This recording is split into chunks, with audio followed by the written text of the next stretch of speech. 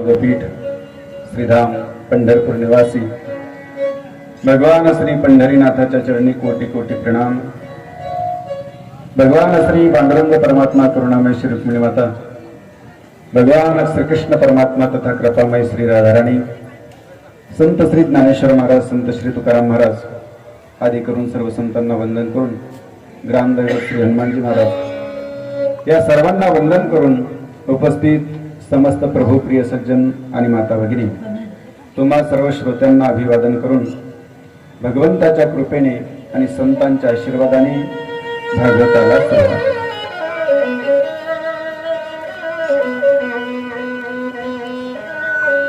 वा जय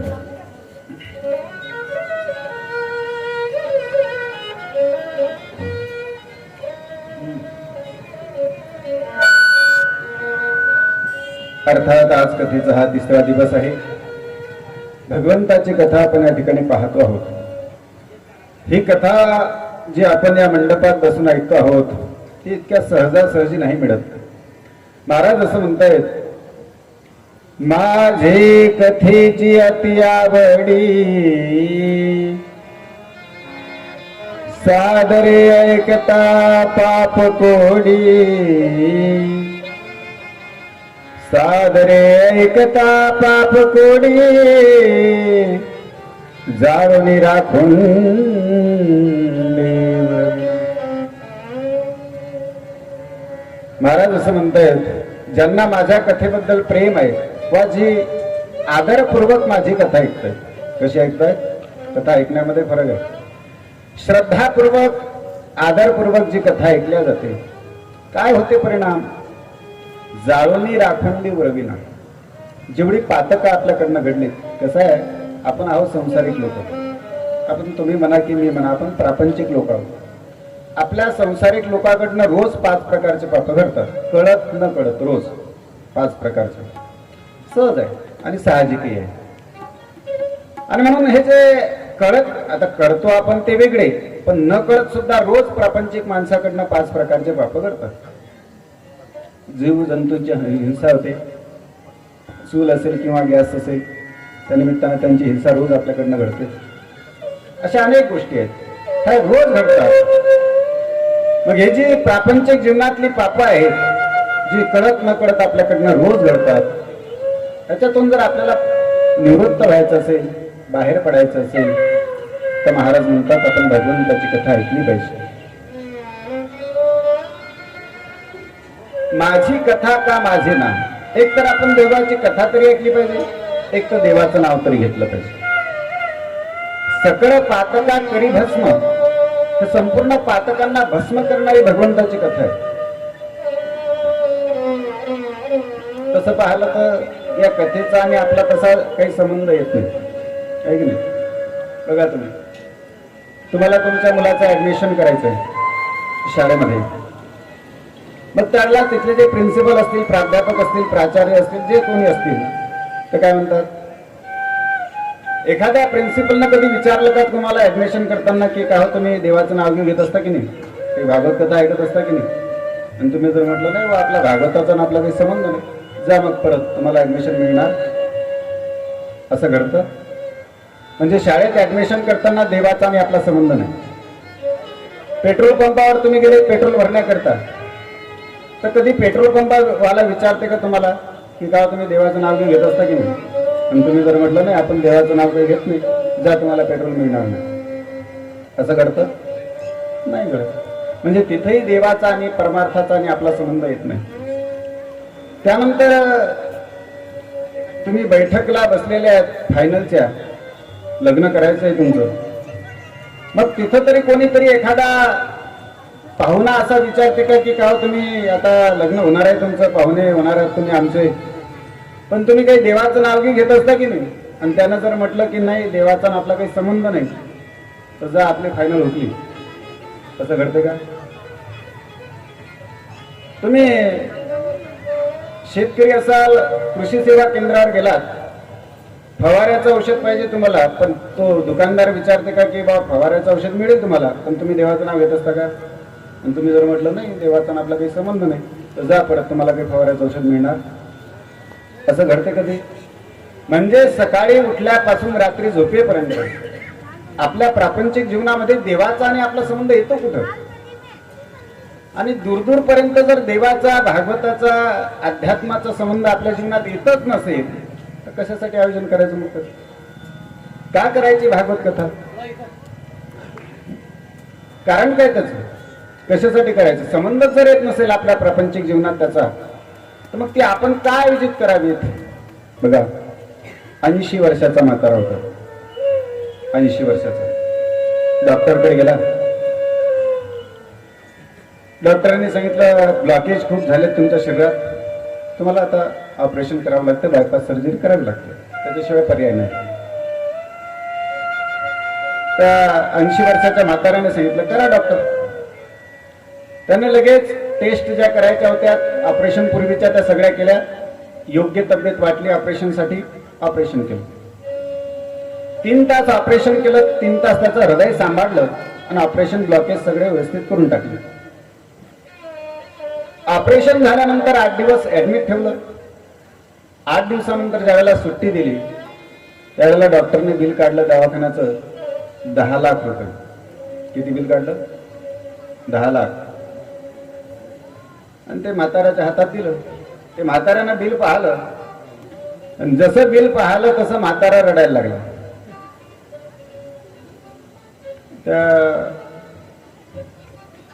त्याला असं वाटलं डॉक्टरांना की बाबा कदाचित 4 दिवसात 8 दिवसात त्याला कोणी भेटायला आलं. एक तर याला मुलगा नसेल आणि असेल तर तो याची काळजी घेणारा.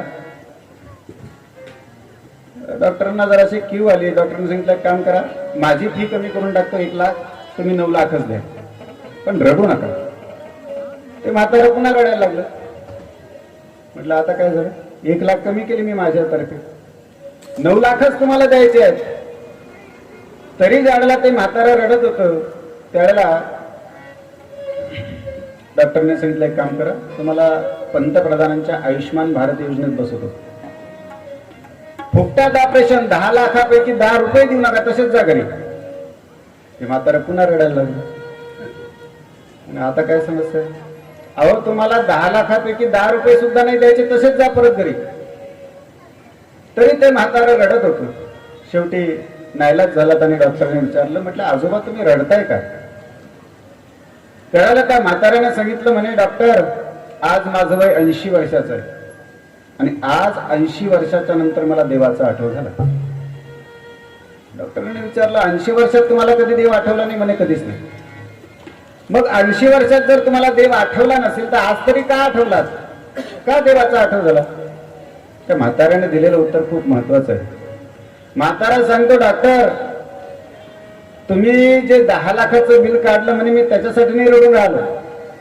म्हणे मग? डॉक्टर आपल्याकडे शेती आहे आणि अकोल्यापासून जवळच आहे. उद्या जर मी माझी शेती विकायला काढली तर ती एकराने नाही जात. कशाने जाते? गुंठ्याने जाते. गुंठे मंत्री म्हणे आपण. 10 लाख बिल माझ्यासाठी काहीच नाही, करोडची संपत्ती माझ्याकडे आहे. मग तुम्ही रडत कशासाठी होते? म्हाताऱ्याने सांगितलं रडत मी याच्यासाठी होतो डॉक्टर, तुम्ही माझं 3 तास हृदय सांभाळलं. किती तास? 3 तास. मग तुम्ही 3 तास हृदय सांभाळलं, माझ्या हृदयाचं ऑपरेशन केलं तर बिल किती काढलं? 10 लाख. 3 तास ऑपरेशनचं बिल 10 लाख. आज माझं वय किती आहे? आज 80 वर्षाचा म्हातारा आहे. या 80 वर्षाचा होईपर्यंत ज्या देवाने माझं हृदय सांभाळलं आजपर्यंत त्याचं बिल मला कधी आलं का? बसलेल्यापैकी कोणाला आलं? वरून देवाचं लाईट बिल जसं येतं तसं वरचं आलं कोणाला? कोणालाच ना. जे काय आपण आज 50, 40, 60 वर्षाचे असू, या 40 वर्षात, 50 वर्षात, 60 वर्षात आपल्याला कधी देवाचं बिल आलं? मग देवाचं जर बिल आपल्याला येत नसेल तर वर्षाकाठी एकदा त्याच्या नावाने सत्कार्य करायला काय अडचण आहे? वर्षाकाठी एखादा बालसंस्कार शिबिर करायला काय हरकत आहे? वर्षाकाठी एखादा भागवत सप्ताह करायला अडचण कुठे आहे? कारण त्याचं बिल आपल्याला नाही. मग त्याच्या नावाने एकदा जयघोष करायला अडचण काय? आणि म्हणून आज भागवताची गरज का आहे? कारण देवाने आपल्याला शरीर दिलं. नुसतं शरीर नाही दिलं, सगळं दिलं. दिली इंद्रिय, हात पाय कान, डोळे मुख बोलाया वचन. कशासाठी? जेणे तू जोडसी नारायण, नासी जीवपण भोर. एवढं सगळं ज्या देवाने दिलं त्या देवाची कथा केली पाहिजे. आणि कशी आहे भगवंताची कथा? महाराज सांगतायत, कथा सुख करी, कथा मुक्त करी, कथा सुख करी, कथा मुक्त करी,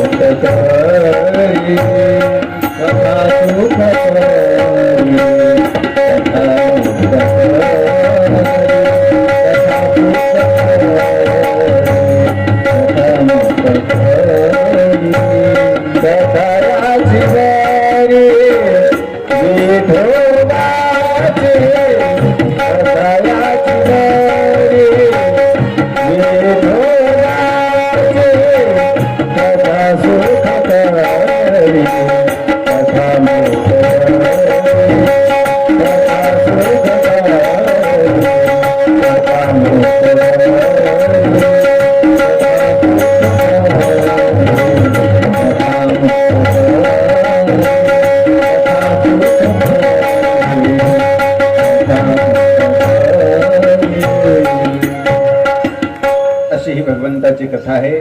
कथा सुख करी, कथा मुक्त करी, कथा याची बरी विठोबाची. आणि कथा भगवंताची आहे. कोणाची आहे कथा? कोणाची आहे? देवाची. आपली कथा असू शकते का? आपली व्यथा आहे. आपल्या प्रापंचिक लोकांची काय व्यथा आहे? नेहमीच आपल्या कुरकुरी आहे. आपली व्यथा आहे आणि देवाची.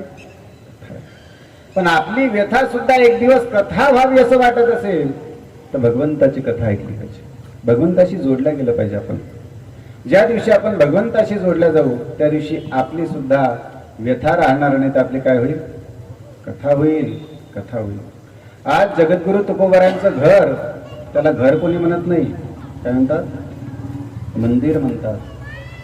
ज्या घरात तुकोबारांचा जन्म झाला, ज्या घरात एकनाथ महाराजांचा जन्म झाला, ज्या सिद्ध बेटामध्ये ज्ञानोबारे राहिले, आज त्याला कोणी घर म्हणत नाही. प्रत्यक्ष ते मंदिर आहे. का? कारण ते भगवंताशी जोडल्या गेले. आणि म्हणून आज त्यांची व्यथा राहिली नाही, तर ती कथा झाली. आपली सुद्धा प्रत्येकाची कथा व्हावी असं वाटत असेल तर आपल्याला भगवंताशी जोडणं खूप महत्वाचं आहे. आणि म्हणून ऐकतोय आपण भागवताची कथा.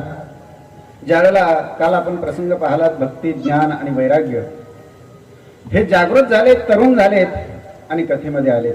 ज्यावेळेला कथेमध्ये येत आहेत त्यावेळेला प्रसंग असा आहे, भक्ती सुतौ तौ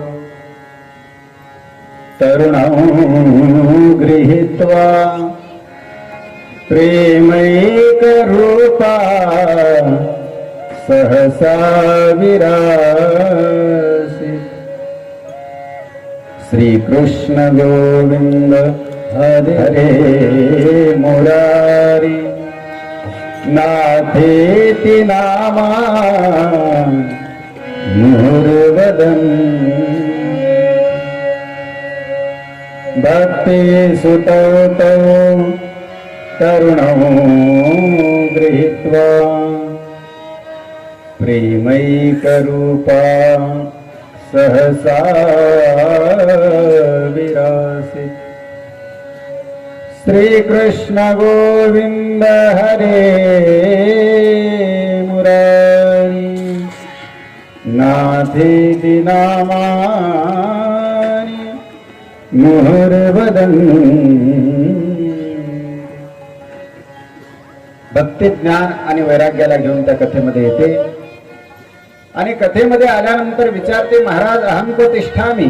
सांगितलं वैष्णवांच्या हृदयामध्ये अंतःकरणामध्ये तू राहायचंय, भक्ती सगळ्यांच्या अंतःकरणात जाते. मग नारदांनी प्रश्न विचारला, महाराज आज मी माझ्या प्रत्यक्ष डोळ्यांनी बघितलं, जे म्हातारे झालेले ज्ञान वैराग्य होते ते कसे झाले, एकदम तरुण झाले. महाराज आणखी मला सांगा, या भागवत कथेने कोणाकोणाचा उद्धार होतो? संकाधिक म्हणतात प्रश्न चुकीचा आहे. असा कोण आहे या जगात की ज्याचा उद्धार भागवताने होत नाही? ही मानवा पाप कृतस्तु सर्वदा. ज्या माणसाने जीवनात पापाशिवाय दुसऱ्याचं वाईट करण्याशिवाय दुसरं काही केलंच नाही, असाही व्यक्ती असेल आणि कथा जर ऐकत असेल ना तर त्याचंही कल्याण होईल. नारदजी जिवंत माणसाने कथा ऐकल्यानंतर त्याचं कल्याण होते यात नवल नाही. एखादी व्यक्ती जर मेली असेल, मृत झाली असेल आणि त्या व्यक्तीच्या नावाने जर कोणी भागवत कथा केली तर त्या मेलेल्या व्यक्तीचा सुद्धा उद्धार. तुम्ही म्हणाल महाराज पटील असं काहीतरी सांगत जा. 2022 मध्ये आहोत आपण आता. जिवंत माणसाने कथा ऐकली तर त्याचा उद्धार एक वेळेला आम्हाला मान्य आहे, पण एखादी व्यक्ती मेलेली आहे तिच्या नावाने कथा करावी मग त्याचा उद्धार होईल, न पटण्यासारखं आहे. असं कधी घडलंय का इतिहासामध्ये? असं कधी झालंय याच्यापूर्वी की नुसतं गप्पा करून राहिलं? संकाधिक सांगतात, नारदजी असं घडलंय. कधी घडलं, कुठं घडलं? मग त्याच्याकरता एक इतिहास सांगितला. अत्र ते कीर्तयिष्यामि इतिहासं पुरातनं यस्य श्रवणमात्रेण पापहानि प्रजायते. या ठिकाणी मी तुम्हाला एक कथा सांगतो, इतिहास सांगतो की जो असा घडलेला आहे. काय झालं ते तुम्ही जर ऐकलं तर तुमचं चांगलं होईल. कारण असं आहे महाराज, कथेचा लाभ हा जीवनात होतच असतो. प्रत्येकाच्या जीवनात कुठंतरी लाभ होताना आपल्याला पाहायला सापडतो, पण ती श्रवण केली तर. काय झालं, एका गावामध्ये रामकथा होती आणि मग लोक यायचे कथा ऐकण्यासाठी. किंवा चला आता शाळेमध्येच आहे, निवांत वेळेत आहे, रात्रीची वेळ आहे, चला आलेत लोक कथेला. कथा पूर्ण झाली आणि मग एक श्रोता होता, तो गावातला कार्यकर्ताही होता सत्याचा, आणि त्याचं लक्ष होतं की रोज कथेला कोण कोण येत होतं. तो नोट करत होता की कोण येत होतं. मग त्याने पाहिलं 2 श्रोते त्याला मिळालेत, किंवा हे 2 श्रोते आहेत, त्यातला एक आहे आस्तिक आणि एक आहे नास्तिक. मग जो आस्तिक होता त्याला विचारलं, खरं भागवत कथा झाली आपल्या गावात, आपल्या नगरामध्ये सप्ताह झाला, रामकथा तू 7 दिवस ऐकलीत, पण तुला रामायणातलं घेण्यासारखं असं काही काय वाटलं, किंवा हे गोष्ट आपण आपल्या जीवनात घेतली पाहिजे? सज्जनाला विचारलं तर सज्जनाने सांगितलं, मला रामायणातली एकच गोष्ट लक्षात आली. कोणती? जी व्यक्ती नीतीने वागते, न्यायाने वागते, धर्माने वागते, त्या व्यक्तीला पशु पक्षी सुद्धा सहकार्य करतात. ऐकताय ना आपण सगळेजण? जी व्यक्ती नीतीने, न्यायाने आणि धर्माने वागते त्या व्यक्तीला कोण सहकार्य करतं, कोण मदत करतं? पशु पक्षी सुद्धा. माणसं करतील यात नवल नाही, पशु पक्षी सुद्धा त्यांना सहकार्य करतायत. पण याच्या उलट जी माणसं अनितीने वागतात, अधर्माने वागतात, अन्यायाने वागतात, अशा माणसाला रक्ताचा स्वतःचा सख्खा भाऊ सुद्धा त्याला सोडून जात असतो. असं घडलंय की नाही रामायणामध्ये? नीतीने कोण वागलं रामायणामध्ये? नीतीने कोण वागलं? विभीषण. अजून रामप्रभू कशाने वागले? नीतीने वागले, धर्माने वागले. आणि म्हणून रामप्रभूला युद्धाच्या प्रसंगात सहकार्य कोणी केलं? कोणी केलं? वानर सेनेने केलं की नाही? वानर सेनेने रामप्रभूला सहकार्य केलं का? कारण रामप्रभू जीवनात नीतीने वागले म्हणून. याच्या उलट रावण अनीतीने वागला, अधर्माने वागला, म्हणून त्याचा रक्ताचा स्वतःचा सख्खा भाऊ त्याला सोडून गेला. कोण? रक्ताचा सख्खा भाऊ, स्वतःचा सख्खा भाऊ सुद्धा सोडून गेलात, कारण रावण अनीतीने वागला म्हणून. आणि म्हणून मला एकच रामायणातलं घेण्यासारखं वाटलं किंवा आपण जर नीतीने वागलो तर आपल्याला पशु पक्षी सुद्धा सहकार्य करतील, आणि आपण जर अनीतीने वागलो तर आपले भाऊ सुद्धा आपल्याला सोडून जातील. हे मला त्यातलं घेण्यासारखं वाटलं. दुसऱ्याला एका जणाला प्रश्न विचारला, म्हणे काय रामकथा झाली? म्हणे हो. 7ही दिवस दिसत होता म्हणे, आलतो आता योगायोग होता. काय वाटलं तुला घेण्यासारखं रामायणातलं? त्याने सांगितलं, पहिला माझा प्रश्न आहे की तुमचे राम किती आहेत ते सांगा मला. म्हणजे त्याने प्रश्न असा केला, एक राम दशरथ घरडोले, एक राम घट घट में बोले, एक राम का सकल पसारा, एक राम सभी सेना,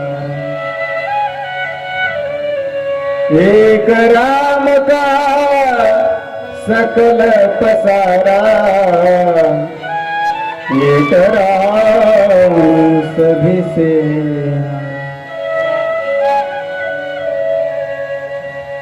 पहिला प्रश्न माझा आहे की बा तुमचे नेमके राम किती आहे? किती म्हणजे? म्हणे एक राम दशरथ घरडोले. एक राम म्हणतात दशरथाचा मुलगा होता. एक राम घटघट नाही बोले. काही जणी म्हणतात की तो सर्वाघटी राम जहाजही. प्रत्येकाच्या शरीरामध्ये राम तत्व आहे. झाले की नाही दोन? एक दशरथाचा मुलगा आणि एक प्रत्येकाच्या शरीरात असलेला. एक राम का सकल पसारा. काही जण म्हणतात हे सगळं जगत जे आहे ते कोणाचं आहे? राम प्रभूचं आहे. हा एक तिसरा राम. आणि एक राम सभिसे न्यारा. काही जण म्हणतात की तो या सगळ्या विश्वापेक्षा वेगळा आहे, भिन्न आहे. झाले की नाही? 4. असे नेमके 8-10 आहेत की किती आहेत? 5-50. किती राम आहेत तुमचे? हा पहिला प्रश्न. आता तो जो श्रोता होता त्याने प्रश्न त्याला विचारला. म्हणजे बरोबर आहे तुझं म्हणणं. आता मी तुला एक प्रश्न विचारतो, त्याचं उत्तर दे. काय? एक सूरज दिल्ली में डोले, एक सूरज मुंबई में बोले, एक सूरज का सकल पसारा, एक सूरज सभी सेना,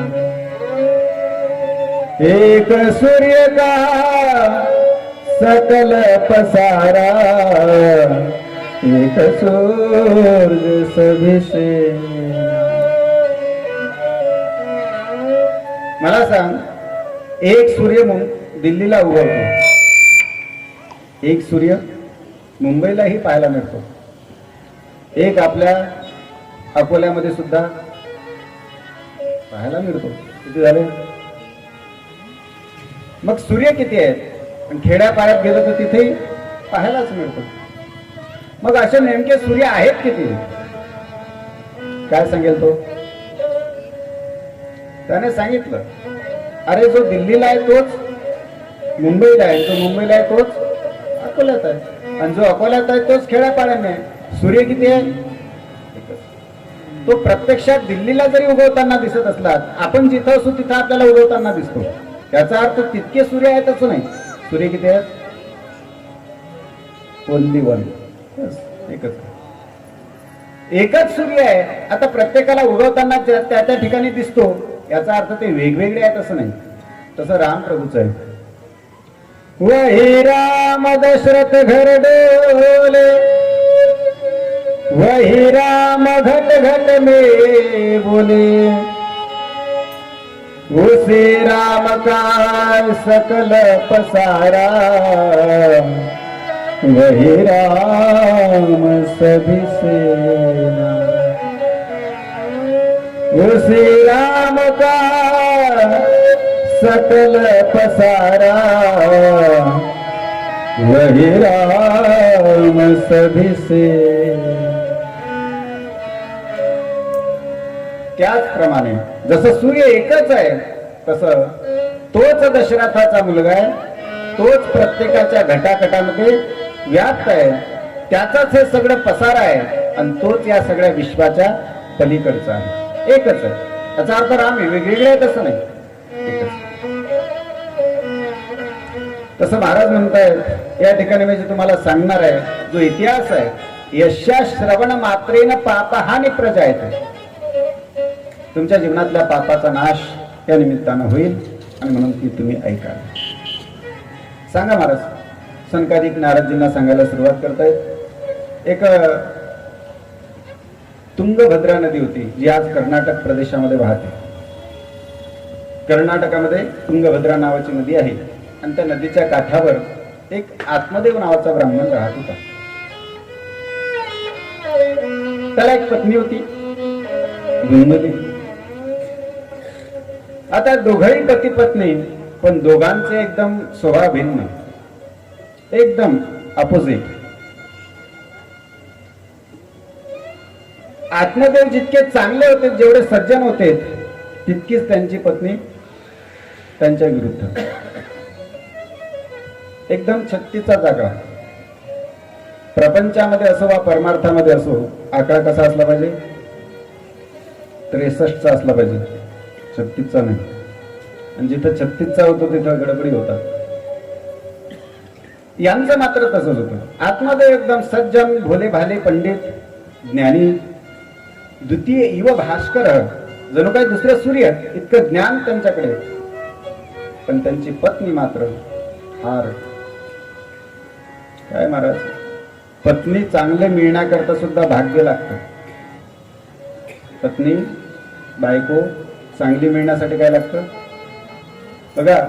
प्रत्येकाच्या पत्नीमध्ये 5 लकार असले पाहिजे. किती?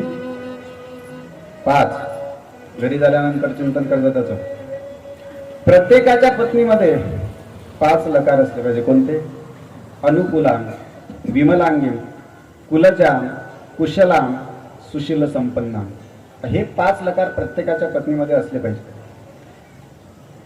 अनुकूलाम, आपली जी पत्नी आहे तिच्यामध्ये पहिला लकार कोणता असला पाहिजे? अनुकूलाम, ती आपल्याला अनुकूल असली पाहिजे. पती ज्या क्षेत्रात आहे, मग त्याचं राजकीय क्षेत्र असेल, शेतकरी असेल, नोकरीवाला असेल, ज्या क्षेत्रात पती आहे त्या क्षेत्रात त्याला अनुकूल असणं हा पहिला लकार पत्नीमध्ये असला पाहिजे.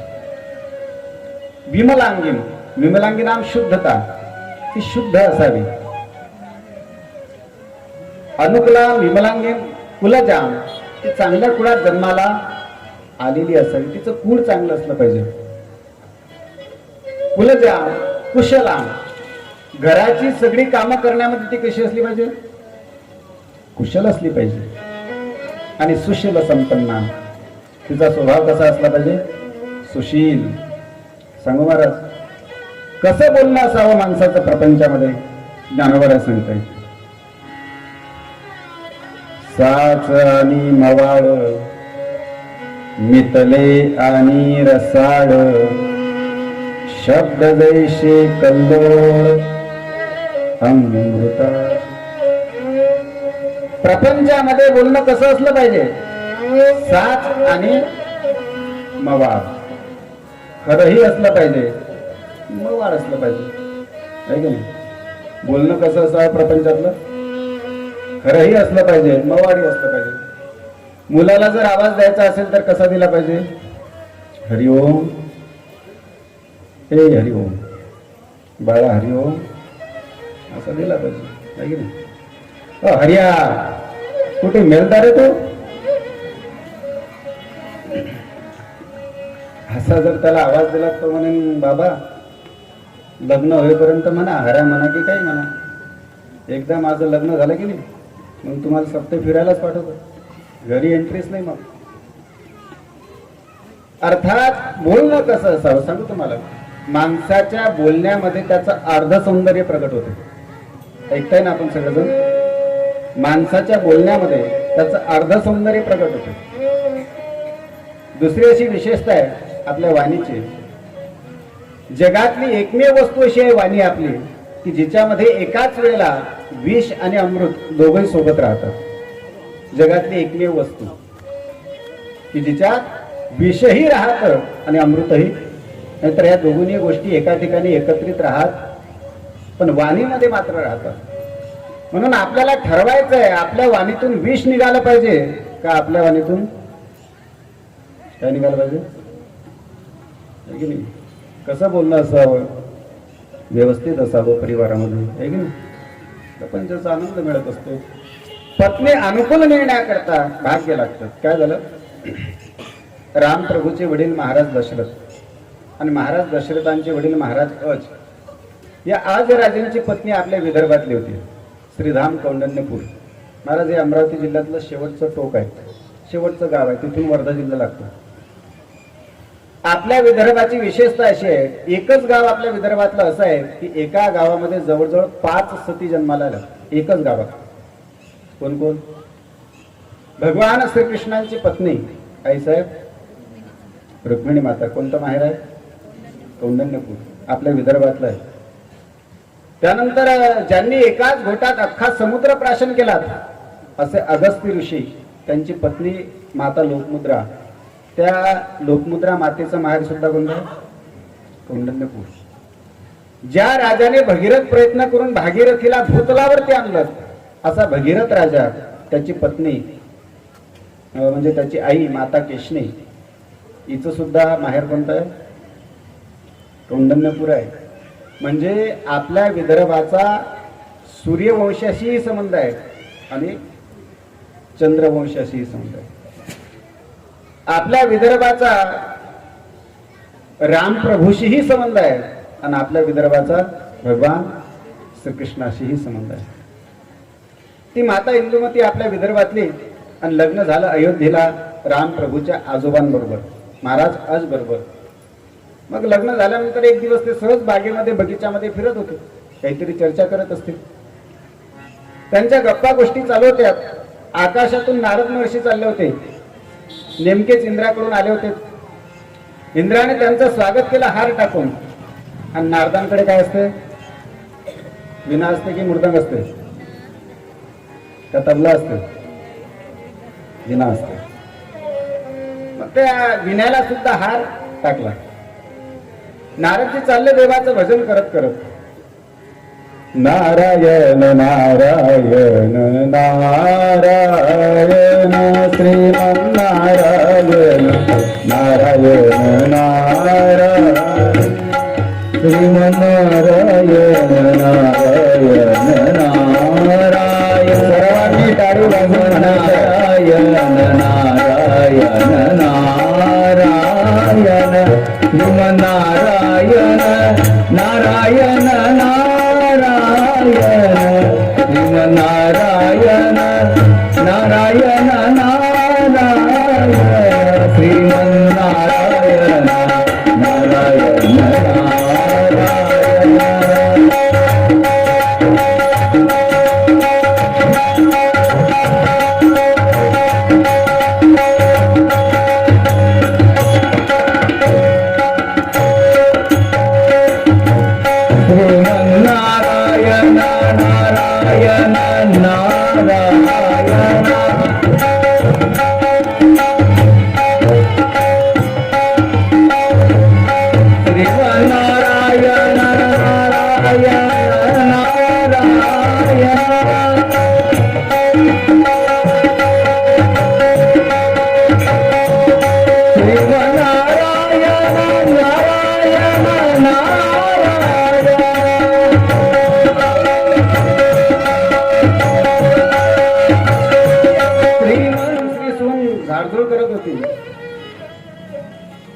झाडता झाडता तिने झाडूच बाहेर आणला. आणि सासरेबाला सांगितलं, खबरदार माझ्या घरात यायचं. 4 मुलं आहेत तुम्हाला, तिघांकडे जा, माझ्या घरी नाही यायचं. म्हातारा तिसऱ्या घरी गेला. त्यावेळेला ती बाई स्वयंपाक करत होती आणि सुनीने पाहिलं सासरेबा येऊन राहिले. तसं ती स्वयंपाक करता करता बेलनच घेऊन आली बाहेर आणि तिने सांगितलं, सासरेबा खबरदार घरात पाय टाकला. सासरा तिथूनही निघाला. काय वाटत असेल होत्या म्हाताऱ्याला? सुना सुना म्हणतो. चौथ्याच्या आणि सगळ्यात लहान असलेल्या मुलाच्या घरी तो म्हातारा गेला. मुलगाच बाहेर आला आणि मुलाने हात जोडले, बाबा मी तुम्हाला वागवायला तयार आहे बाबा, पण मी जर तुम्हाला वागवलंत ना तर हे माझे 3 भाऊ मला सुखाने राहू देणार नाही. म्हणून माझी तुम्हाला हात जोडून विनंती आहे की तुम्ही माझ्या घरी यायचं. सख्खा मुलगा बापाला म्हणतोय, बाबा सांगा बर, जेथे रक्त ही सूड साधते तेथे कसली माया. जेथे रक्त ही सूड साधते तेथे कसली माया. कोण कुणाचे भाऊ बहीण पती पुत्र वा जाया. सांगायची सगळीच नाती जो तो आपुले पाही. सांगायची सगळीच नाती जो तो आपुले पाही. आणि कुणी कुणाचे नाही राजा, कुणी कुणाचे नाही नाही रे, कुणी कुणाचे. म्हणून राजा ब्राह्मणा, तू लक्षात ठेव की पोरं असले म्हणजे तुला सुख मिळेल ही कल्पना चुकीची आहे. ते सोडून दे, डोक्यातून काढून टाक. अरे ज्यांच्याकडे करोडोची इस्टेट आहे त्या म्हाताऱ्याने विचार केला, आज माझे 4ही मुलं मला घराच्या बाहेर करतात. माझ्या वडिलांकडे तासही नव्हतं. त्यावेळेला मी 1 एकरापासून म्हणजे 100 एकरापर्यंत गेलो स्वतःच्या कमाईवर. बापाचं काहीच नव्हतं माझ्याकडे. तास नसताना सुद्धा मी 100 एकर जमीन केली. उद्या पोरांचे भांडणं होऊ नयेत म्हणून 4 पोरांना 4 बंगले बांधून दिले. प्रत्येक मुलाचं लग्न करत असताना एवढ्या थाटात केलं मी की प्रत्येक सुनेच्या अंगावर 1.5 किलो सोनं दिलं मी. मग हे सगळं मी ज्यांच्यासाठी केलं, आज तीच माझी मुलं ज्यांच्या अंगावर मी 1.5 किलो सोनं दिलं त्याच माझ्या सुना. मला सरळ सांगतायत की घरात नाही यायचं. काय काय मनस्थिती असेल त्यावेळेला त्या म्हाताऱ्याची. आणि त्या म्हाताऱ्याचीच आहे असं नाही, जवळजवळ 95%, बस 5% असतील तर असतील, 95% ही जवळजवळ प्रत्येकाची परिस्थिती आहे. आणि मग ब्राह्मणा, अरे मुलं असले म्हणजे ते सुख देतात असं कल्पना चुकीची आहे. म्हणून ते सगळं सोडून दे, देवाचं भजन कर. त्याने सांगितलं, महाराज तुम्ही आज संन्यासी, तुम्हाला काय माहित प्रपंचिक लोकांच्या मध्ये मुलाचं काय सुख असते ते. अरे लहान लहान मुलं ज्यावेळेला पप्पा पप्पा डॅडी डॅडी गप्पा गप्पा करतात की नाही, त्याला काय आनंद वाटतो, तो एक वेगळाच आनंद असतो. तुम्ही संन्यासी लोकांना तुम्हाला काय माहिती त्याचं. मला मुलगा पाहिजे म्हणे. संन्यासाने सांगितलं, बघ तुला या जन्मात तर नाहीच, पण इथून पुढे 7 जन्मही मुलगा होणार नाही अशी तुझी भाग्यरेषा सांगते. त्याने सांगितलं, महाराज एकच पोरग नाही तर मी आत्महत्या करायला आलो. आता तुम्ही 7 जन्माची पुन्हा सांगून टाकली. आता तर म्हणे मी पक्की आत्महत्या करतो, पाप तुम्हाला लागेल. साधूने विचार केला, पाप आपल्यावर येईल. आपल्या VIP स्पेशल कोट्यातून एक फळ काढलं आणि ब्राह्मणाच्या हातात दिलं. सांगितलं, जा याच्यापासून तुला मुलगा होईल, तुझ्या पत्नीला दे, मुलगा होईल.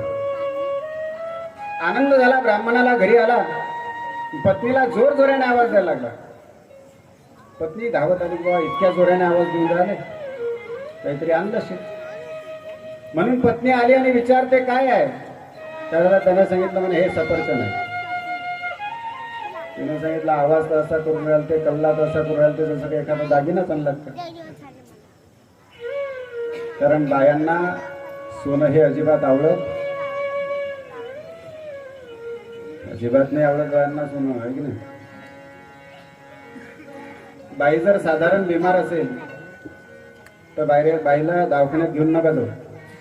कुठं न्या? कपड्याच्या दुकानात. साधारण बिमार असेल तर कपड्याच्या दुकानात घेऊन जा. दवाखान्यात नेण्याची गरजच नाही, तब्येत आपोआप बरोबर होते. आणि थोडी जास्तच बिमार असेल तर मग कोण्या दुकानात न्यावं लागेल?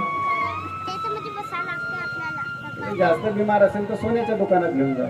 एखादा दागिना दिला की दवाखान्यात न्यायचं काम.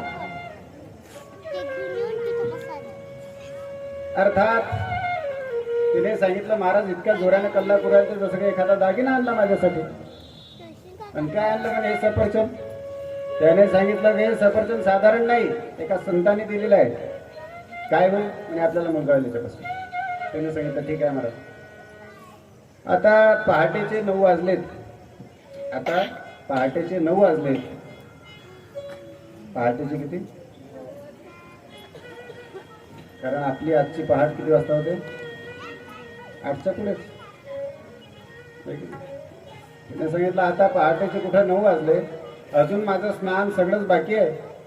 आणि तुम्ही म्हणता की हे एका संतांनी दिलेलं फळ आहे, तर ते तसं थोडीच खाता येईल.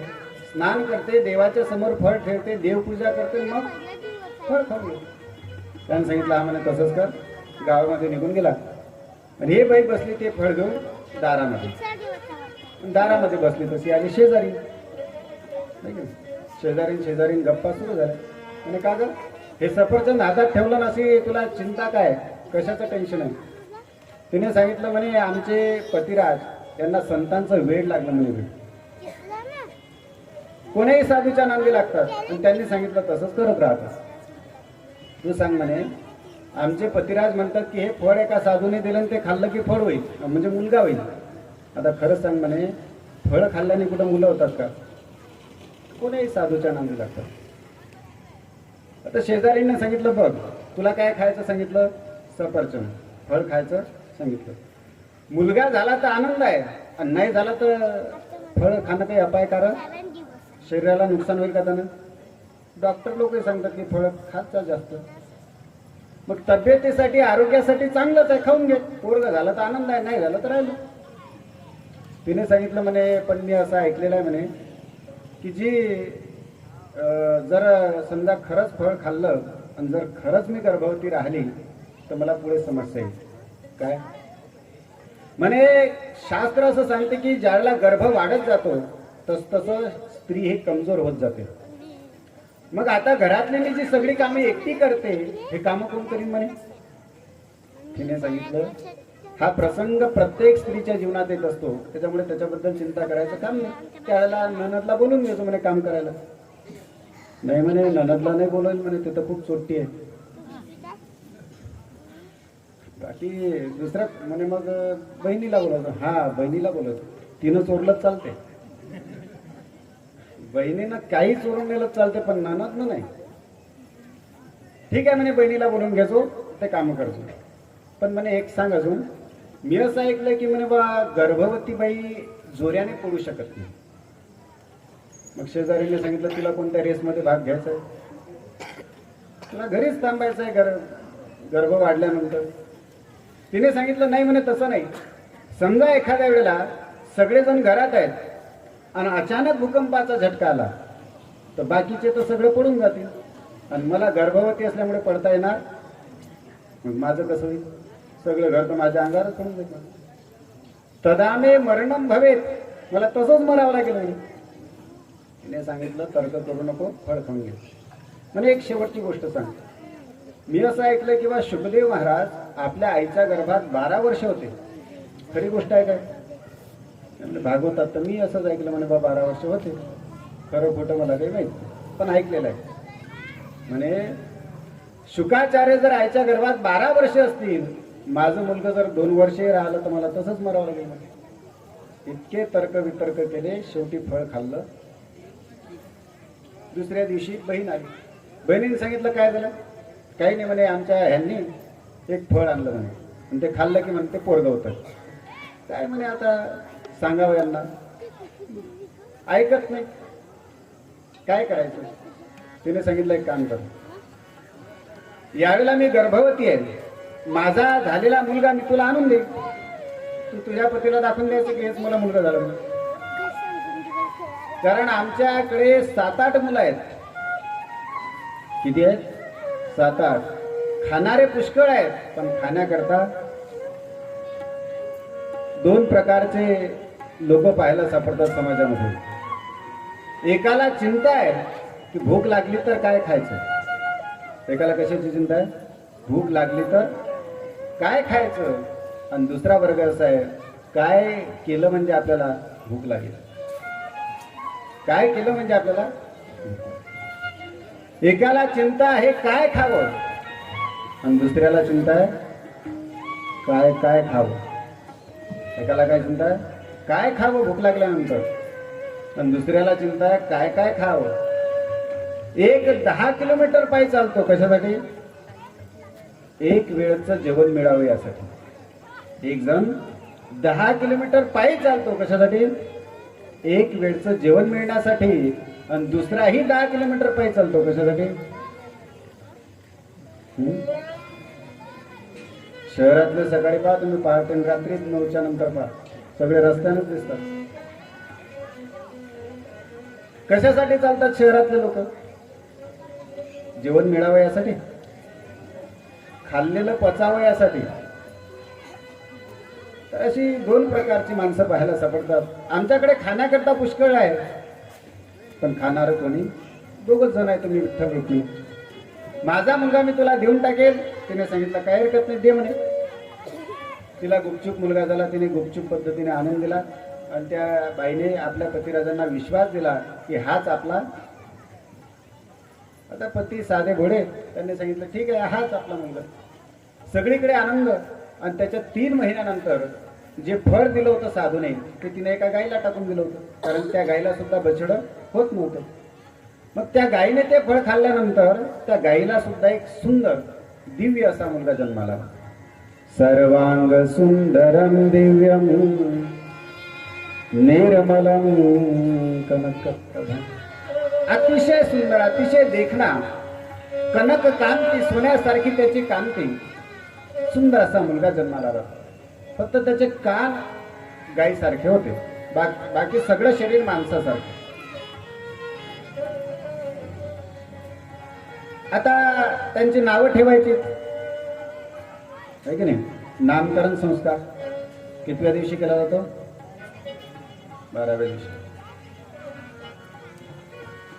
कोण ठेवत असते नाव.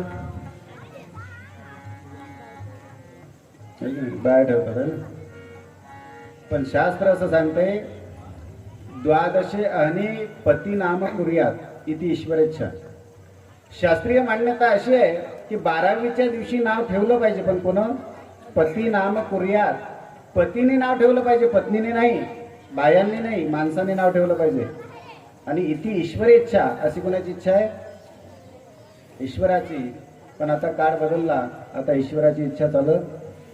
आता कोणाची इच्छा चालते. स्त्री इच्छा. 9 महिने 9 दिवस कष्ट मी भोगले, नाव तुम्ही ठेवणार. चला व्हा बाहेर, आम्ही सगळे बाहेर मिळू. नाव ठेवलं तर आता धुंदुलीने विचार केला तर या मुलाचं नाव काय ठेवायचं.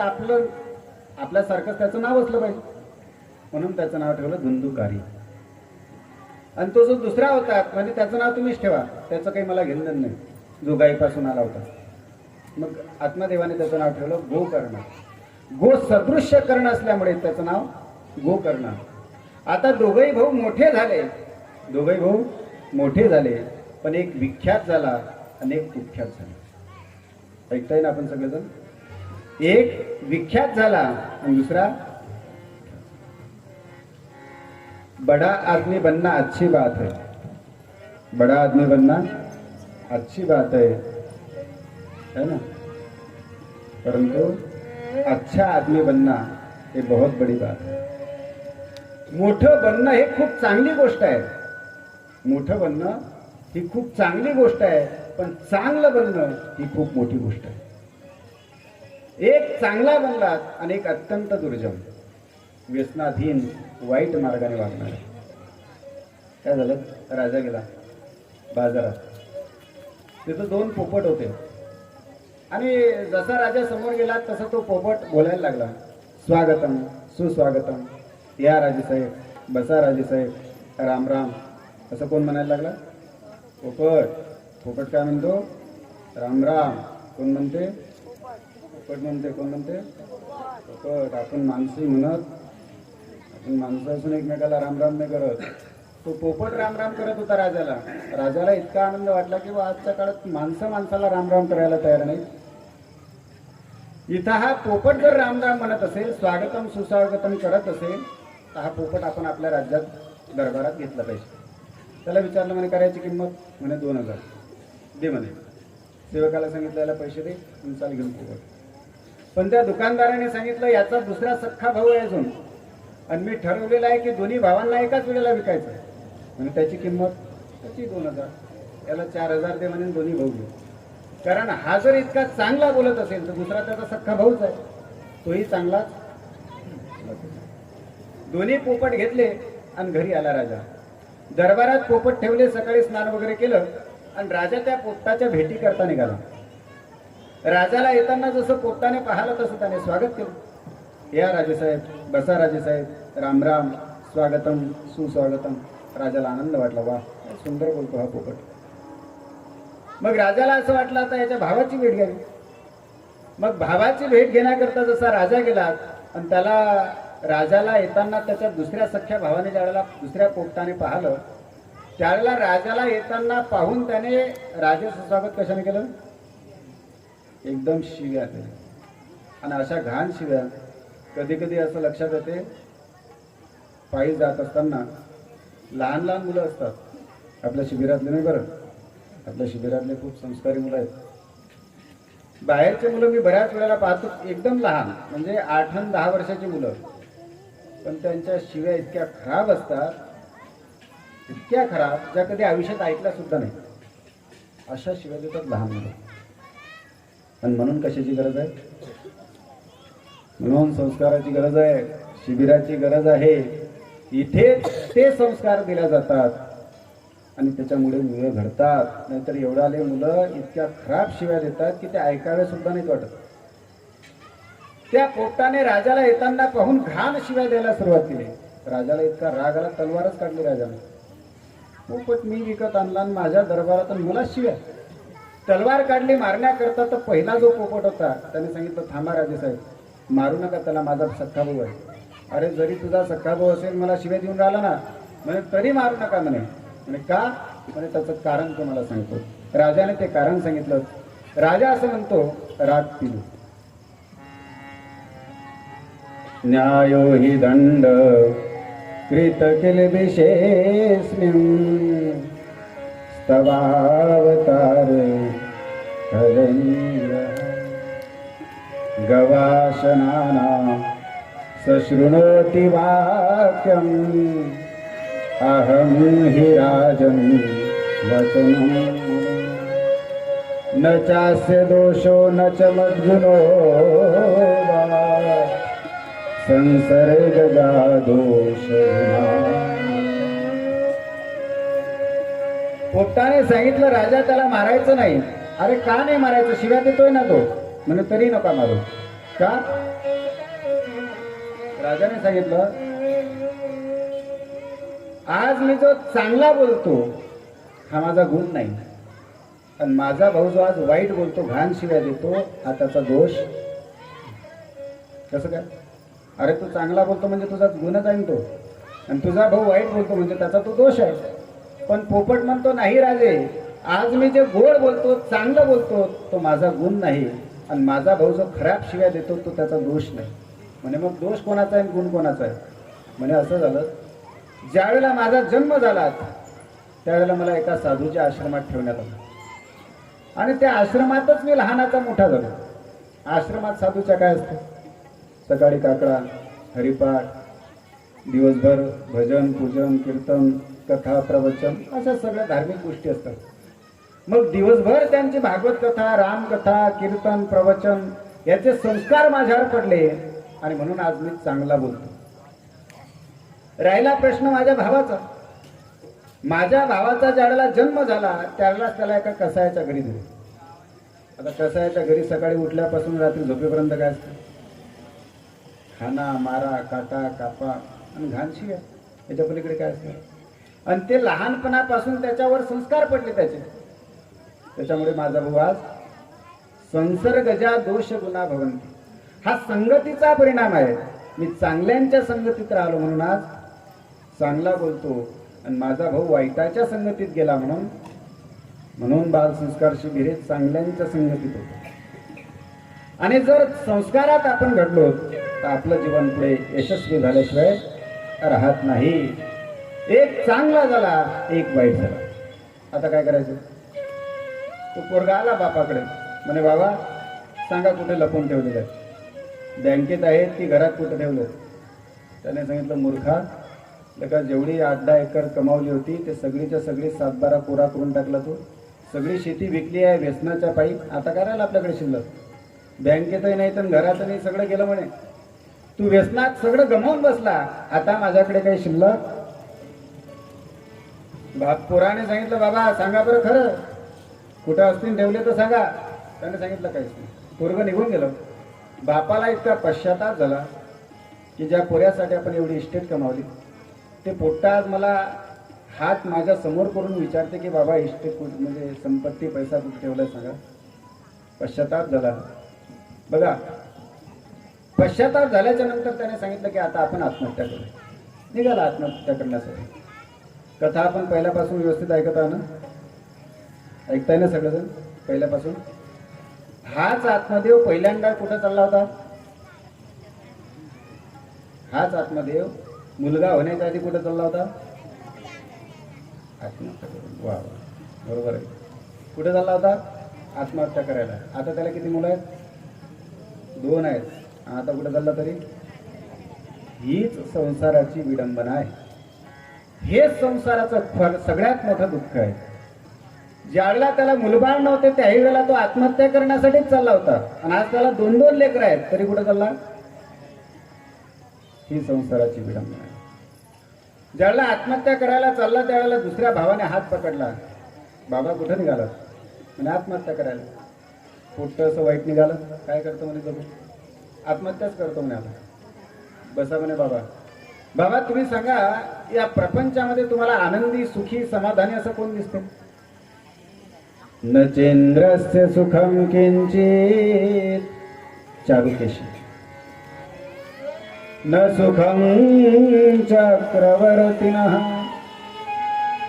सुखमस्ति विरक्तस्य मुनिरेकांत जीविनः.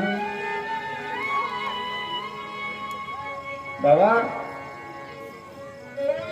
असं कोण वाटते तुम्हाला की हा सुखी आहे, समाधानी आहे, व्यवस्थित आहे प्रपंचामध्ये? कोणीच नाही. दीन कहे धनवान सुखी, धनवान कहे सुख राजा तुम्हारी, राजा कहे महाराजा सुखी, महाराज कहे सुख इंद्र को भारी, इंद्र कहे चतुरानन को सुख,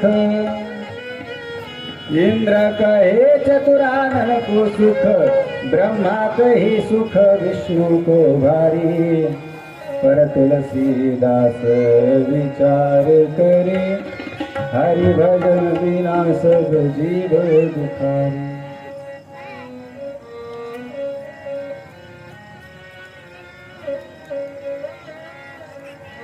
अर्थात बाबा या जीवनामध्ये प्रपंचामध्ये सगळं दुःखीच आहे. आणि म्हणून तुम्ही आता याचा नाद सोडा. आता तुम्ही काय केलं पाहिजे? एक मुलगा आपल्या बापाला सांगतोय की काय केलं पाहिजे.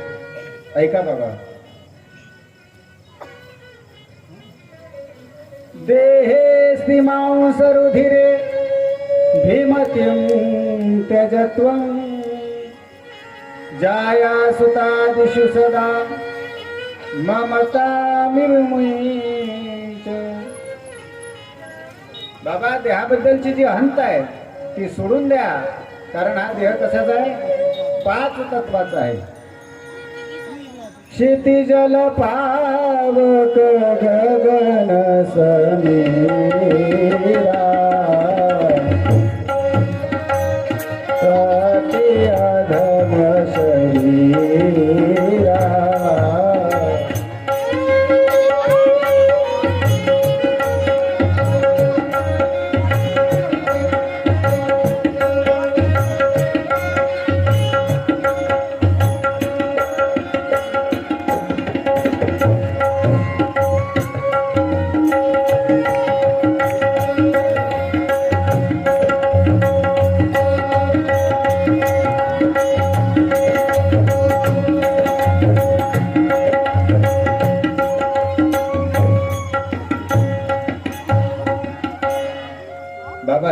पाच तत्वाचं शरीर आहे आणि ज्याचं आणलं त्याला परत करायचं. शरीर आपलं नाही. मला सांगा, तुम्ही ज्या घरात राहता, आपण घरात राहतो, घर माझं आहे असं म्हणतो की घर मी आहे असं म्हणतो? आपण काय म्हणतो? घर माझं आहे असं म्हणतो की घर मी आहे? काय म्हणतो? घर माझं आहे असंच म्हणतो की नाही? असं म्हणतो. आपण शर्ट अंगात घातलात तर आपण शर्ट माझा आहे म्हणतो की शर्ट मी आहे म्हणतो? बरोबर, शर्ट माझा आहे, शर्ट मी नाही. तसं हे जे शरीर आहे की नाही, हे शरीर आहे घराप्रमाणे आणि या घरात राहणारा आत्मा वेगळा आहे. शरीर कसं आहे? घराप्रमाणे आहे. आणि घराला जसं घर मी आहे असं म्हणत नाही आपण, घर माझं आहे असं म्हणतो, तसं हे शरीर काय आपण म्हणतो? हे शरीर माझं आहे, याचा अर्थ आत असलेलं कोणीतरी वेगळं आहे. आणि तेवढंच एक आत्मतत्व शिल्लक राहणार आहे बाबा. हे पाच तत्वाचं शरीर पाच तत्वात निघून जाणार आहे आणि म्हणून त्याच्याबद्दलची अंत सुरू. आणि देहाकडे, परमात्म्याकडे, परमार्थाकडे ती लावा. प्रपंचातलं प्रेम काढायचं आहे, कुठं लावायचं आहे? परमार्थाकडे. सोपं आहे का? सोपं नक्कीच नाही, पण अवघड आहे असंही नाही. काय झालं? पंजाबचे एक संत होते, ते शेतामध्ये काम करत होते. एक साधक त्यांच्याकडे गेला आणि त्यांनी विचारलं, महाराज रबदा की पवना? पंजाबी भाषेमध्ये त्याने विचारलं, मला देव प्राप्त होईल का? त्याने सांगितलं, याच्यात काय विशेष आहे? सहज प्राप्त होईल. काय करावं लागेल महाराज त्याच्यासाठी? त्यांनी सांगितलं, इथू पोटना आणि तिथू लोना. इकडचं काढायचं आणि तिकडे लावायचं. प्रपंचातलं प्रेम काढायचं आणि कुठं लावायचं? देवाकडे. सोपं आहे का? सोपं नाही, पण कठीण आहे असंही. मुलगी ज्यावेळेला लग्न मंडपात असते त्यावेळेला तिला गाडीत बसायचं असते, तिला विदाईचा तो प्रसंग असतो, ती गाडीत बसायला तयार होते का? सहजासहजी होते का? महिला मंडळ होत नाही ना. ती गाडीत बसायला तयार होत नाही. गाडीजवळ जाऊन ती परत परत आईकडे येते, वडिलांकडे येते, भावाकडे येते, पण गाडीत बसायला तयार होत नाही. पण सगळेजण समजून सांगतात, बाई 2 दिवसाची गोष्ट आहे, आज जायचं, उद्या तुला घेण्याकरता आम्ही येणारच. बस एकच दिवस एकच रात्र तुला तिथं राहायचं आहे, दुसऱ्या दिवशी आम्ही घेण्याकरता येणारच. जसं तसं समजावून सांगून त्या गाडीमध्ये तिला बसवतात. बसली, गाडीमध्ये गेली. दुसऱ्या दिवशी आपण घेण्याकरता जातो, तिला आणतो. 4-8 दिवस ती इथे राहते, पुन्हा मग पाठवल्या जाते. मग एकदा ती तिकडे गेली की मग तिच्या 15 दिवसातून वाऱ्या सुरू होतात. एकादशीची वारी, पंढरपूरची होईल की नाही होईल माहित नाही, पण सासरवाडीची वारी चालूच राहते. खास करून पहिल्या 8-10 वर्षामध्ये 15 दिवस झाले की एकदा जमतच नाही तशी. मग पहिले 8-10 वर्ष 15 दिवसातून चालू राहते. मग धीरे धीरे प्रपंचामध्ये ती रुजते. आणि एक दिवस असा येतो की भावाचा फोन येतो, ताई बाबाची तब्येत सिरियस आहे. आणि बाबा कधीही जाऊ शकतात आणि बाबांची अशी इच्छा आहे की त्यांच्या शेवटच्या क्षणाला तू त्यांच्या समोर असली पाहिजे. त्यावेळेला ती बाई लगेच निघते की नाही? लगेच निघते ना सगळं सोडून. ती फोनवरच सांगते, दादा अरे तब्येत जास्त सिरियस आहे का रे? अरे दादा मला इथून निघणंच होत नाही. सकाळी यांचा डबा करून द्यावा लागतो, मुलांना शाळेमध्ये सोडून द्यावं लागतं, पुन्हा दुपारी त्यांना घेण्याकरता जावं लागते, पुन्हा त्यांना ट्युशनला घेऊन जा, पुन्हा ट्युशनहून घेऊन या. अरे वेळच मिळत नाही. आणि आता हे सगळं सोडून मी येऊ शकत? आता मी येऊ शकत? आणि का रे दादा तब्येत जरा जास्त सिरियस आहे का? नाही म्हणजे आताही या लागेल.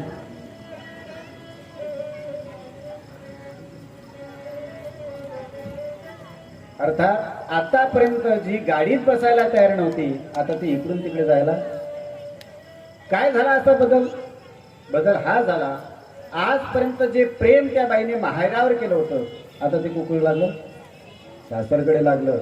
तसं आजपर्यंत जे प्रेम आपण प्रपंचावर केलं ते धीरे धीरे कुकडे लावायचं आहे परमार्थाकडे असं जर आपण लावलं तर निश्चित देव प्राप्त झाल्याशिवाय राहणार नाही. आत्मदेवाच्या लक्षात आला, आत्मदेव तिथे उद्धार करून घेतला.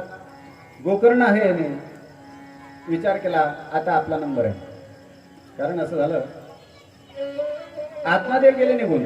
घरात सदस्य आहेत 4, आई वडील आणि 2 मुलं. त्यापैकी आत्मदेव गेले, उरले किती? 3. मग मुलाने मोर्चा वळवला तो आईकडे. आईला सांगितलं, आई सांग लवकर कुठे ठेवलंय बाबांना, आणि जर तू नाही सांगितलं ना तर मी लाथीनं तुला मारेल. भागवतातले शब्द आहेत हे शब्द भागवतातले आहेत. पोट्ट आईले म्हणते की आई लवकर सांग बाबाने कुठं ठेवले, नाही सांगशील तर लाथीनं मारीन तुले.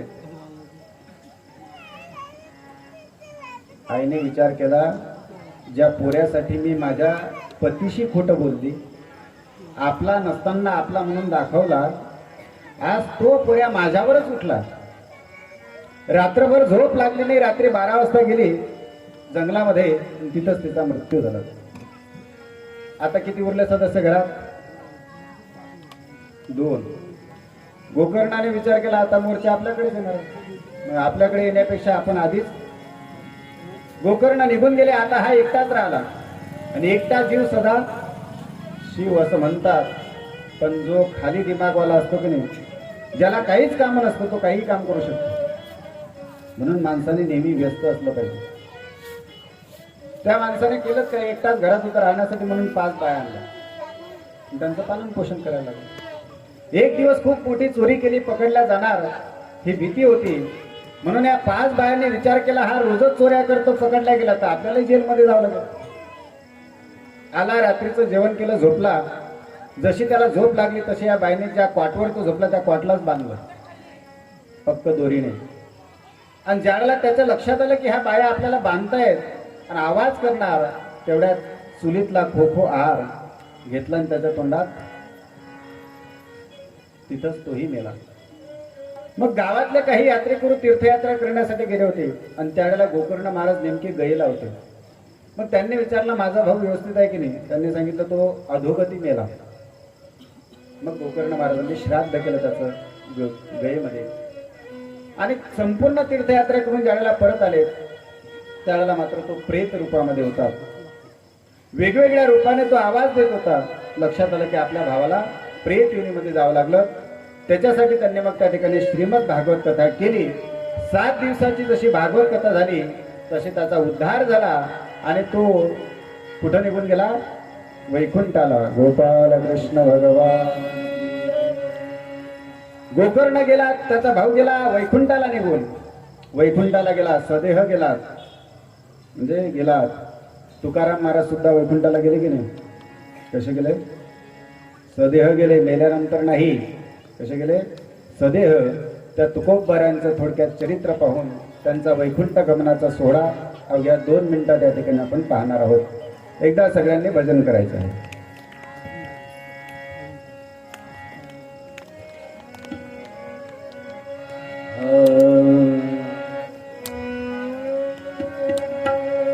कोणी गोविंद म्हणा, कोणी गोविंद म्हणा, कोणी नारायण. कोणी गोविंद म्हणा, कोणी गोपाल म्हणा, कोणी हरी म्हणा, कोणी नारायण. तुकाराम महाराज.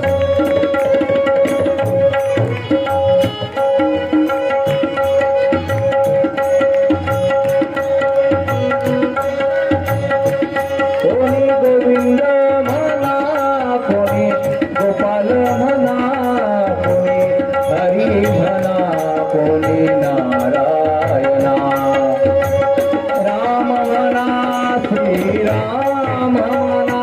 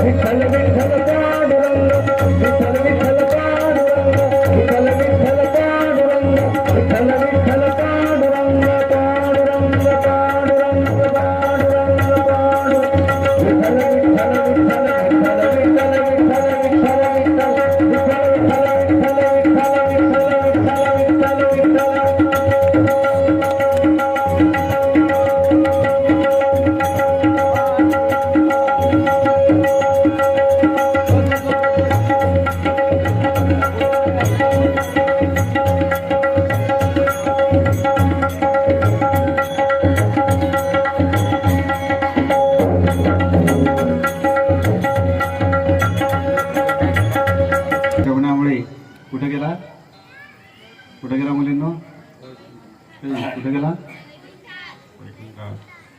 जसा धुंदुकारी भागवताच्या प्रभावाने वैकुंठात गेला, तसे जगद्गुरु तुकाराम महाराज सुद्धा कुठे गेले होते? जगद्गुरु तुकाराम महाराज सध्या आपल्या समोर उपस्थित आहेत. महाराजांचा प्रवास अत्यंत खडतर आहे. वयाच्या अवघ्या 42 वर्ष जगलेत जगद्गुरु तुकोबाराय. बरं, परिस्थिती म्हणावं तर तशी खूप श्रीमंत आहे. अनेक संत असं झाले की ते गर्भश्रीमंत होते.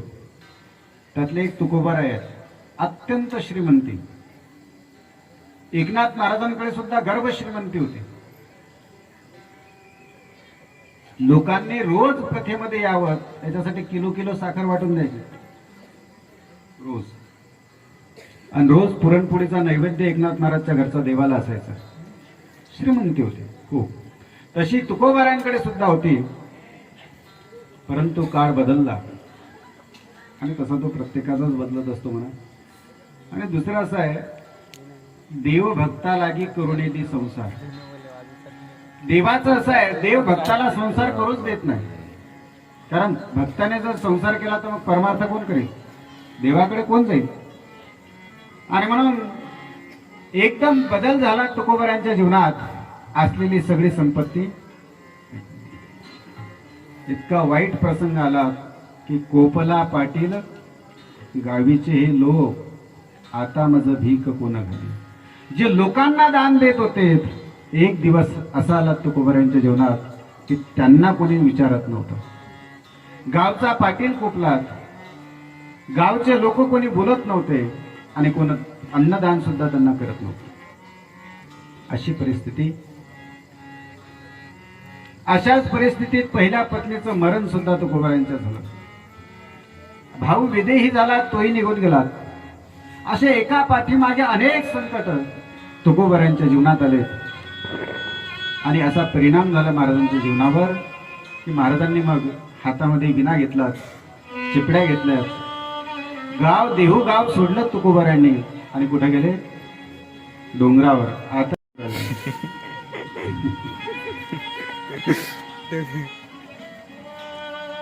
कधी भामचंद्रावर तर कधी भंडारा डोंगरावर तर कधी आणखी असं फिरत राहत होते महाराज. आणि फक्त देवाचं भजन. इतकं आयुष्य बदललं, इतकं आयुष्य बदललं तुकोबारायांचं की वृक्षवल्ली आम्हा सोयरे बदलले, नातं बदललं, सगळं बदललं तुकोबारायांचं. आणि एकमेव लक्ष राहिलं, आपला तो एक देव करून घ्या. आणि घेतलाच करून तुकोबारायांनी. अवघ्या 42व्या वर्षामध्ये देवांना आपलंसं केलं. बरं, पुन्हा श्रीमंत होताही आलं असतं तुकोबारायांना. कारण तुकोबारायांचे शिष्य कोण होते? कोण होते? आणि छत्रपतींकडे काही कमी नव्हती, भरपूर होतं छत्रपती राजांकडे. आणि छत्रपतींनी जर दिलं असतं, दिलंही होतं, पण तुकोबारायांनी ते, खरं सांगू, छत्रपतींची स्वराज्याची संकल्पना जी होती ती पूर्णत्वास जर कोणी नेली असेल तर ते जगद्गुरु तुकोबारायांमुळे गेले. काय असतं, राजसत्ता आणि धर्मसत्ता ह्या दोघांनी एकत्रित असलं पाहिजे. लक्षात घ्या, आपल्या देशाचा इतिहास असा आहे की प्रत्येक वेळेला राजसत्ता आणि धर्मसत्ता एकत्रित होते. मग रामप्रभूचं जीवन असेल की भगवान श्रीकृष्णाचं असेल की छत्रपती शिवरायांचं असेल, छत्रपतींकडे राजसत्ता होती तर छत्रपतींकडे तुकोबारायांसारखे, समर्थ रामदास स्वामींसारखे धर्मसत्तेवाले सुद्धा होते. आणि ज्या वेळेला धर्मसत्ता वेगळीकडे आणि राजसत्ता वेगळीकडे होतेत ना, त्यावेळेला या देशाचा नाश होत असतो. या देशावर संकट येत असतात. म्हणून देशातला राजा कुठलाही असो, राजसत्ता कोणाचीही असो, त्याच्याबरोबर धर्मसत्ताही असलीच पाहिजे. आणि होते, आजपर्यंत तरी होते. आणि म्हणून तुकोबारायांचं जे छत्रपतींचं स्वप्न होतं स्वराज्याचं, त्याच्यासाठी तुकोबारायांनी आपल्या कीर्तनातून जनजागृती केली. तरुणांना शिवरायांच्या सैन्यामध्ये भरती होण्याचं आव्हान तुकोबारायांनी आपल्या कीर्तनामधून केलं. आणि स्वराज्याची संकल्पना छत्रपतींनी पूर्ण केली, ते तुकोबारायांच्या आशीर्वादामुळे. असं महान व्यक्तिमत्व ज्यांचं, ते तुकोबाराय आज कुठे निघाले? वैकुंठाला निघाले. मग त्यांना नेण्याकरता विमान आलं. पहिलं आले हरी, देव आले साक्षात नेण्याकरता. मग ते आपल्या पत्नीकडे जात आहेत आणि पत्नीला म्हणतायत की वैकुंठातून विमानाला तर तूही चाल. कुठं? वैकुंठाला. साक्षात देव नेण्याकरता आला, चल म्हणे आता वैकुंठाला. त्यावेळेला तुकोबारायांच्या पत्नीने सांगितलं, महाराज मी जर तुमच्यासोबत वैकुंठाला आली तर माझ्या म्हशीचं कसं होईल? हे घरदार सोडून वैकुंठाला येऊन काय करू? तर तुम्ही एकट्याच जा म्हणे, आपलं नाही जमत. मग तुकोबाराय पत्नी सोडून घराच्या बाहेर आले आणि आता तुकोबाराय समाजाकडे जात आहेत आणि प्रत्येकाला म्हणतायत की आता तुम्ही चला माझ्या बरोबर वैकुंठाला, तुम्ही चला माझ्या बरोबर वैकुंठाला. चला, कोण कोण तयार होते? सगळ्यांची लिस्ट बनवून घ्या. सगळ्यांनी आपला आधार कार्ड देऊन टाका, आयडी प्रूफ. तुकोबाराय सगळ्या समाजाला म्हणतायत चला माझ्या बरोबर वैकुंठाला, चला माझ्या बरोबर वैकुंठाला. पण लोक म्हणतात महाराज वैकुंठाला गेलो तर कसं काय? लोकांनी सांगितलं नाही, आम्हाला तुमच्या बरोबर वैकुंठाला यायचं नाही. तुकोबारायाने सांगितलं मग ठीक आहे, तुम्ही जर माझ्या बरोबर येत नसाल तर मी एकटाच निघून जातो, पण तुमचं कल्याण हो असा माझा आशीर्वाद तुमच्या पाठीशी आहे. आणि आता तुकोबाराय सगळ्यांचा निरोप घेत आहेत. आम्ही जातो आमच्या गावा, आमचा राम राम घ्यावा.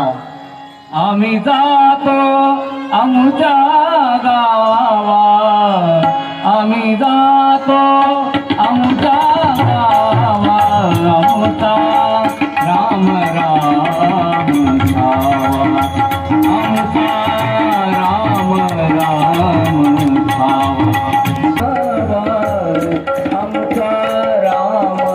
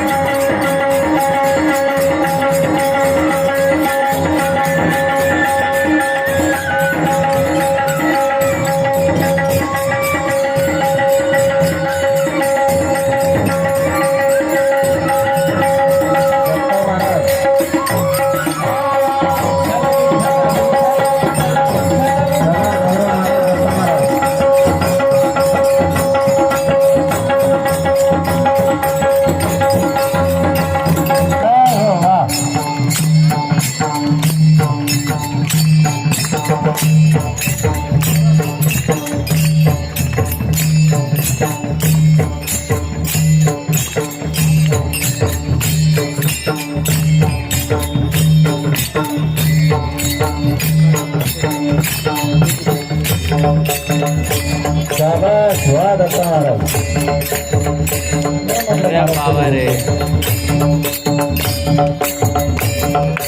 वा वा वा जय हो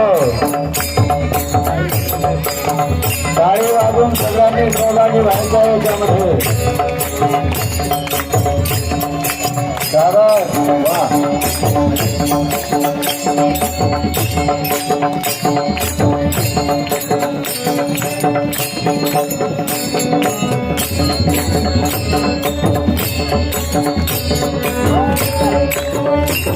जय हो क्या बात है वाह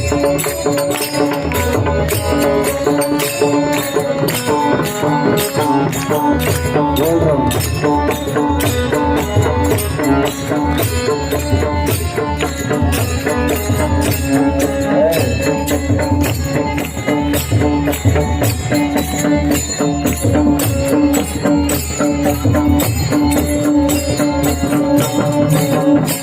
वाह वाह वाह वाह वाह